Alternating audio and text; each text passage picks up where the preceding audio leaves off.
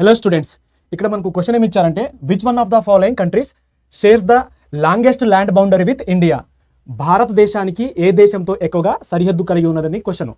చాలా మంది ఏమనుకుంటారంటే చైనా లేదా పాకిస్తాన్ అనుకుంటారు. అంటే భారతదేశానికి ఎక్కువగా సరిహద్దు ఉన్న దేశాలు కనుక చూస్తే చైనా లేదా పాకిస్తాన్ అనుకుంటారు. కానీ ఈ రెండు దేశాలు కాదు. Actually first land boundary countries కనుక చూస్తే పాకిస్తాను, ఇక్కడ ఆఫ్ఘనిస్తాన్ ఉంటుంది, China, Nepal, Bhutan, Bangladesh and Myanmar.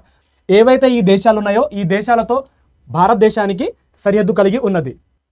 అయితే ఏ దేశంతో ఎక్కువగా సరిహద్దు కలిగినది అండ్ ఏ దేశంతో తక్కువ సరిహద్దు కలిగినది? బంగ్లాదేశ్తో 4096 కిలోమీటర్లు, చైనాతో 3488, పాకిస్తాన్తో 3323 అండ్ నేపాల్తో 1751 కిలోమీటర్లు అండ్ మయన్మార్ దేశంతో 1643 కిలోమీటర్లు అండ్ భూటాన్తో 699 కిలోమీటర్లు అండ్ ఆఫ్ఘనిస్తాన్తో 106 కిలోమీటర్.